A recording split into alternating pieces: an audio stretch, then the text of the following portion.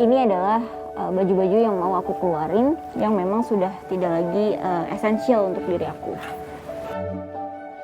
Gaya hidup minimalis itu adalah sebuah cara pandang ya, sebuah mindset, pola pikir, terus juga sebuah gaya hidup di mana kita itu berfokus pada apa yang esensial untuk diri kita.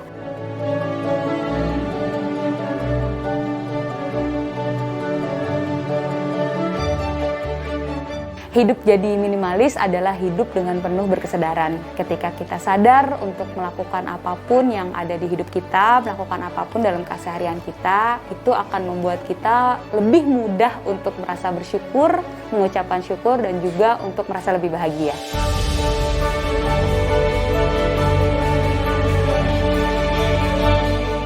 Jadi minimalis yang kita lagi tawarkan di sini adalah suatu konsep berpikir dan konsep menjalani hidup di mana less is good, bahwa lebih sedikit lebih baik, dan fungsional, dan belajar happiness-nya itu dimulai dari dalam.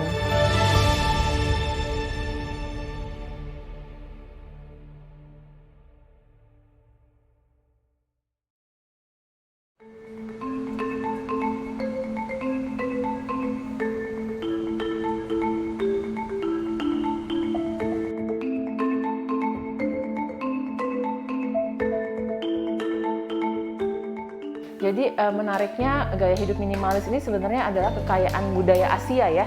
It's coming from Eastern philosophy, bahwa hidup itu sebenarnya kan di dunia ini impermanen ya. Hidup ini sementara di dunia ini. Jadi kita perlu lebih fokus sama lebih mengenal diri, connect sama alam, connect sama Tuhan.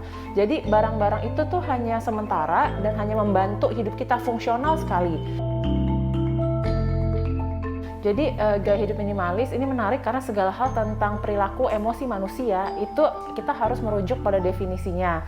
Dan tiap tokoh akan punya definisi yang berbeda. Nah, kalau yang saya pakai gaya hidup minimalis ini berarti adalah suatu pilihan ya. Jadi bukan buat orang-orang yang di bawah garis kemiskinan, mereka tidak punya pilihan.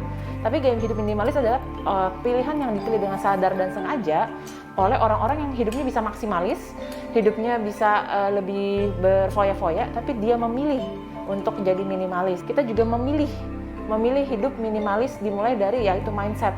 Mindset minimalis adalah saya hanya punya barang yang saya pakai, terus secukupnya gitu.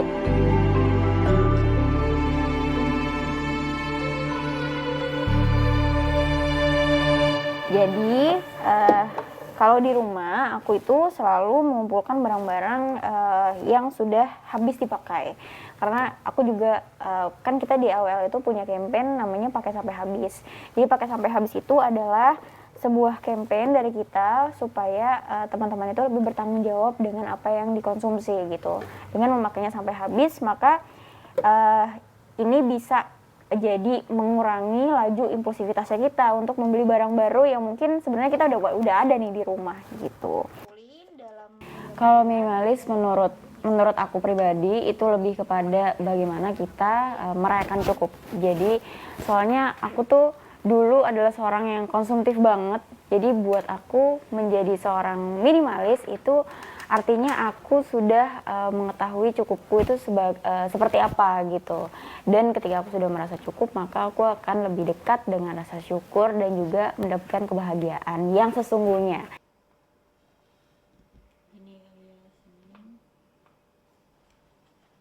Dan minimalism juga bisa diartikan sebagai less is more ya. Mungkin udah pernah mendengar frasa ini ya, less is more gitu ya. Bagaimana kita hidup less access gitu ya, dengan less access gitu untuk mendapatkan untuk mendapatkan kebahagiaan yang lebih, kebebasan yang lebih, ketenangan yang lebih, atau juga rasa syukur yang lebih dengan apa yang kita miliki gitu dan apa yang akan kita konsumsi sehari-hari.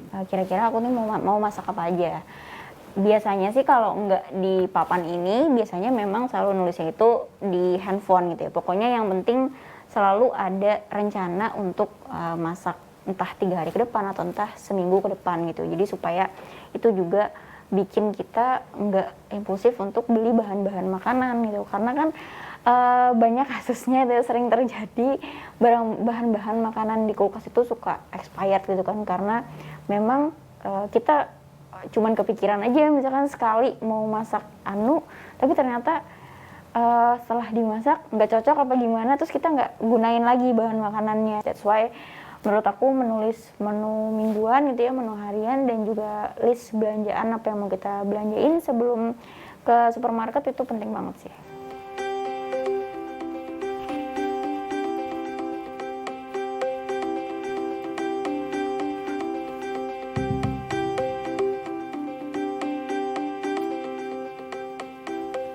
Jadi kalau untuk pakaian aku juga hanya membatasi sedikit aja sih, sebenarnya nggak ada batasan jumlahnya berapa. Yang penting apa yang ada di dalam lemariku ini cukup untuk aku gitu. Dan ini adalah baju-baju yang mau aku keluarin, yang memang sudah tidak lagi esensial untuk diri aku. Jadi aku cukup dengan baju sebanyak ini aja sih, karena kan kita juga banyak banyak di rumah aja ya. Terus aku cari tahu gitu loh, sebenarnya ada nggak sih kegiatan beberes kaitannya gitu ya, beberes sama mental health gitu. Ternyata ada. Dan yang aku lakukan tuh bukan sekedar beberes, tapi ada namanya decluttering. Jadi kalau beberes itu kita hanya mengkategorikan barang-barang sesuai kategorinya, kita rapihin aja. Tapi kalau decluttering itu ada proses kita memilah, ada proses kita mengeliminasi barang yang kita punya. Itu namanya decluttering. Jadi berbeda ya. Karena decluttering itu udah pasti melibatkan emosi, melibatkan sentimental gitu kan. Karena kita ada proses memilah dan mengeliminasi tadi.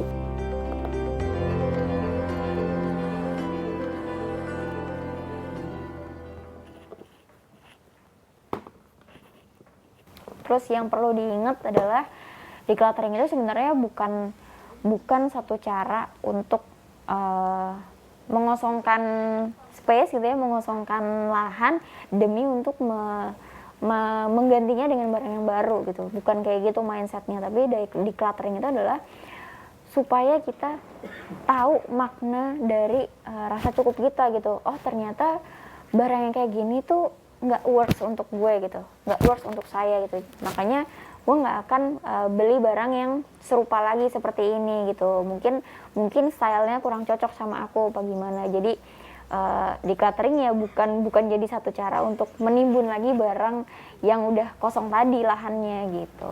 Jadi decluttering juga bisa diterapkan untuk mainan anakku. Nah karena lahan di rumah juga sedikit, kami menerapkan rules di mana anakku itu cuma bisa punya mainan ya satu box ini aja. Sampai dia mungkin umur 2-3 tahunan lah ya. Karena pertama tidak ada tempat penyimpanan, dan itu juga bisa membuat aku dan suamiku itu lebih aware dalam membeli mainan untuk dia gitu loh. Mainan yang untuk dia udah harus kita pilih gitu loh, yang memang pasti sesuai sama usianya dan memang dia suka gitu. Ini beberapa mainan-mainan yang harus aku let go karena memang sudah nggak dia mainin lagi gitu. Terus juga udah nggak sesuai sama usianya lagi. Nah ini juga udah mau kita ambil. Paling ini yang biasa dia mainin.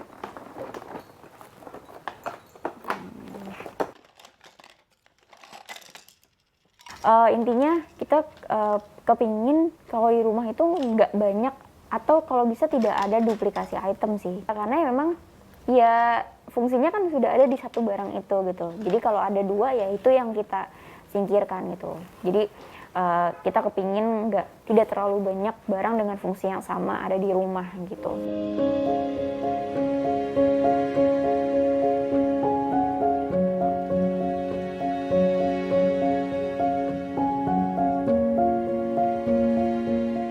Minimalisme itu sebuah perjalanan menurutku gitu.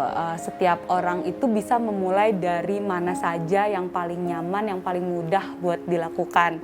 Nggak harus semuanya mengikuti syarat dengan standar orang lain. Kalau misalnya kita ngikutin syarat dengan standar orang lain, misalnya barang-barangnya harus seragam, terus multifungsi gitu. Terus misalnya food preparation itu kotaknya harus sama semua gitu. Atau semuanya harus di riset ulang gitu. Sebenarnya sebenarnya nggak kayak gitu, tapi kita bisa mulai dari hal yang paling sederhana, yang kita nggak perlu keluarin budget dulu, kita nggak perlu berpikir terlalu panjang gitu, tapi kita di situ bisa mulai menemukan kebahagiaan dan rasa cukup untuk membuat kita menjadi lebih bersyukur sebenarnya. Jadi itu poin dari belajar jadi minimalis sebenarnya. Oke, salah satu penerapan gaya hidup minimalis saya dalam sehari-hari adalah menggunakan produk-produk yang memang organik dan ramah lingkungan, dengan harapan limbahnya jadi lebih sedikit yang terbuang gitu. Kayak misalnya kayak untuk pembersih muka, masih suka pakai kapas, tapi mostly pakai reusable cotton pad supaya sampah kapasnya jadi nggak terlalu banyak gitu. Terus sikat gigi, karena memang kita harus rutin ganti 3 bulan, jadi kita pilih yang kayu gitu supaya waktu dibuang dia lebih cepat terurai.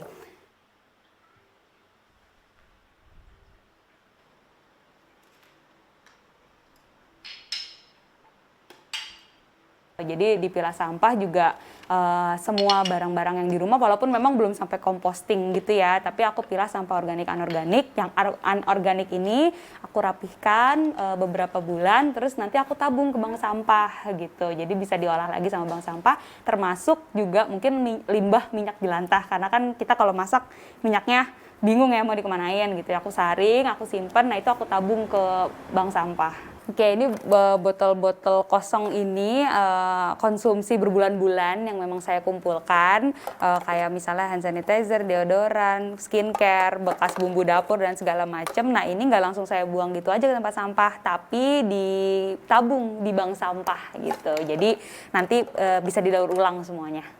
Jadi memang semuanya kita pakai sampai habis, kayak misalnya krim gitu ya, terus deodoran, bumbu dapur gitu, semuanya tuh kita pakai sampai habis dulu, baru kalau mau ganti produk ya nanti gantinya kalau ini udah habis semuanya gitu.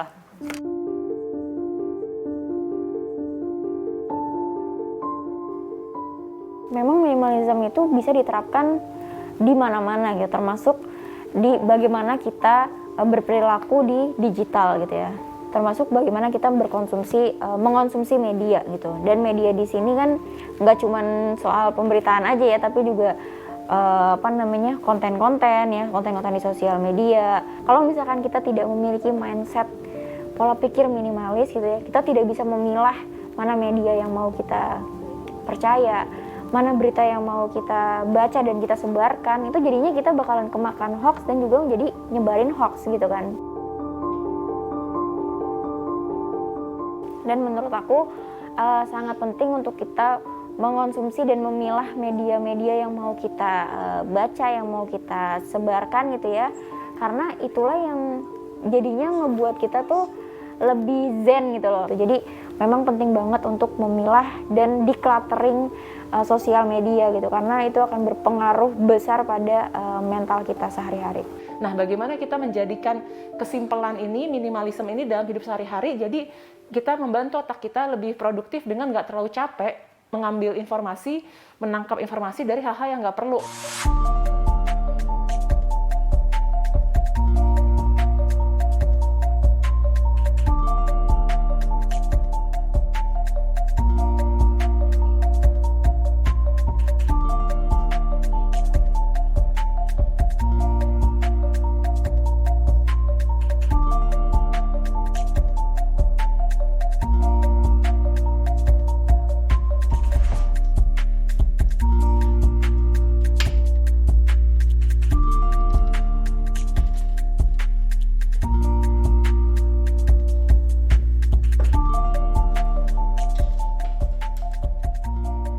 Ada di rumahku tuh ada kaca gitu ya, kaca seukuran setengah body gitu ya, setengah badan. Itu sebenarnya bisa dipakai untuk meja makan gitu loh di rumah, yang bisa dilipat supaya nggak makan tempat. Dan kebetulan di rumah juga nggak punya gudang, jadi kita memanfaatkan itu untuk mengencourage kita gitu ya, mendukung kita, mendorong kita supaya nggak stocking gitu, nggak ngestok barang. Ini mungkin salah satu penerapan belajar jadi minimalis dengan prinsip pakai yang ada gitu. Jadi waktu pindah ke sini nggak selamanya harus semua properti beli baru gitu. Jadi contohnya meja ini tuh bekas workshop, terus kita cat ulang lagi, dirapihin sedikit dan akhirnya jadi meja tamu. Jadi nggak harus beli meja tamu. Terus ini contoh lainnya. Jadi ini tuh pintu-pintu ini tuh dari lemari bekas gitu karena lemarinya udah nggak layak pakai. Terus akhirnya kita potong-potong, sesuaiin sama ukuran bawah tangga, kita tutup. Jadi ini bisa dipakai buat storage gitu. Walaupun bentuknya udah nggak estetik, nggak bagus, tapi seenggaknya masih fungsional, masih bisa dipakai. Banyak yang hampir mengidentikan minimalis itu dengan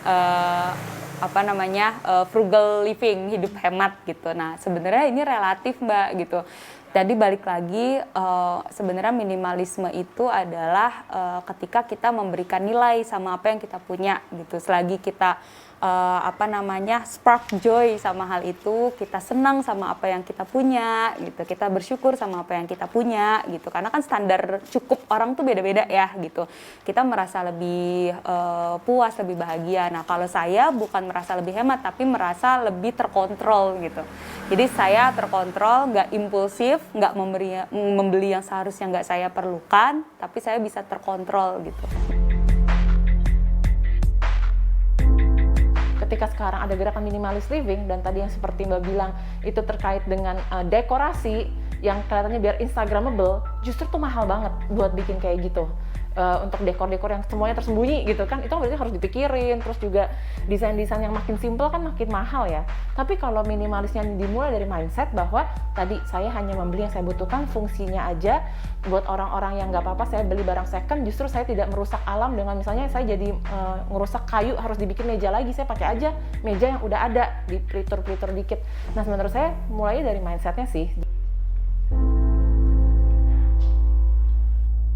Untuk teman-teman yang baru mau memulai, mungkin pengalamannya dari diriku sendiri adalah waktu itu aku mencari hal yang kemelekatan yang paling berat di dalam diriku, yang membuat akhirnya aku selalu bimbang tiap hari, selalu merasa nggak nyaman tiap hari. Nah, teman-teman perlu menemukan itu dulu sebenarnya kalau menurutku. Nah, dari situlah kita mulai mengurai, oh jangan-jangan dengan melepaskan itu diri kita menjadi lebih nyaman gitu. Misalnya teman-teman punya koleksi barang-barang yang sebenarnya mungkin teman-teman nggak butuh sama koleksi itu gitu.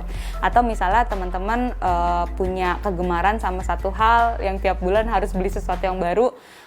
Kalau teman-teman merasa bersalah setelah melakukan itu atau merasa nggak nyaman gitu, nah mungkin itu yang harus dilepaskan gitu. Jadi kita cari dulu titiknya ada di mana, kenali apa yang kita butuhkan dan kita mau mulai dari mana.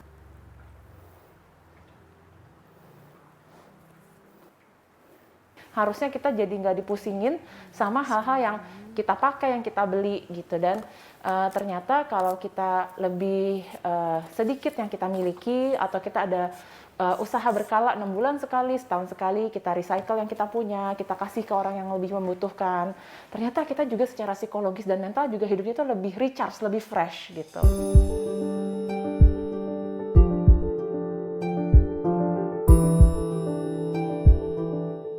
Jadi memang Life Village ini awalnya saya tujukan untuk menjadi self healing digital jurnal saya gitu, self healing jurnal digital saya. Nah, di situ saya tuangin tuh apa yang saya kerjain, bagaimana saya memaknai gaya hidup minimalis gitu. Sampai akhirnya ternyata banyak banget orang-orang di luar dari akun itu gitu ya yang datang nih ke akun Life Village gitu loh. Terus mereka juga sharing bahwa mereka mendapatkan problem dan juga punya experience yang sama dengan yang saya alami gitu. Terus juga mereka mulai memaknai gaya hidup minimalis juga gitu.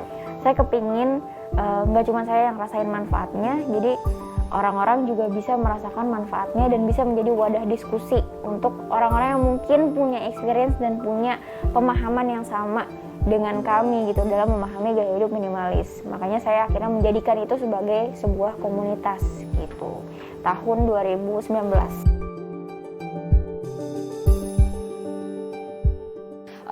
Di Live Witless itu kita tumbuh bareng-bareng ya gitu. Konten yang dibikin pun bukan satu arah, tapi banyak kontributor konten gitu dari para teman-teman followers, dari volunteer gitu. Jadi kita belajar sama-sama gitu, dan kita selalu ada kelas setiap bulan, LWL class. Di situ ada narasumber-narasumber lain juga di bidang masing-masing.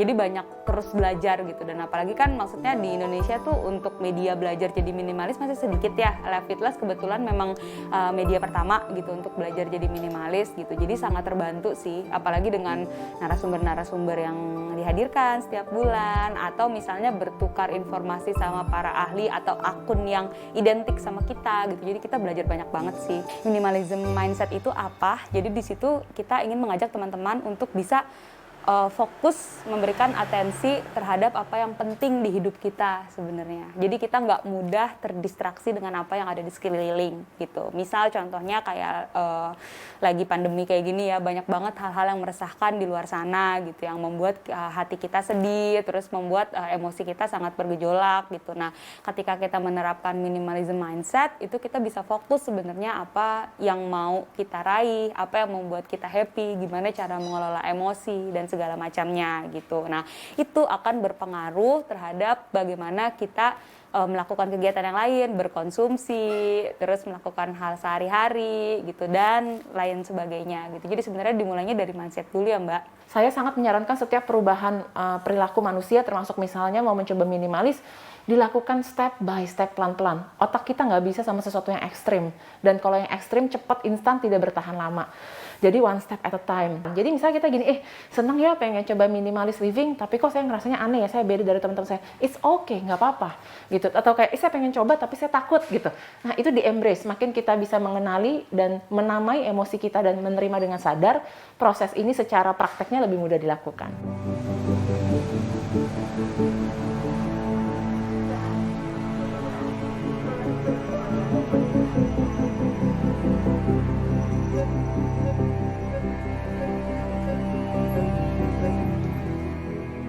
Nah, salah satu yang saya bisa ceritakan di sini, kalau misalnya kita mulai berlatih mindset minimalis ini, kita bisa lebih mudah mendapatkan bahagia dengan cara simpel gitu. Jadi siapa yang mau bahagia dengan cara simpel tanpa perlu ribet, yuk kita coba gaya hidup minimalis.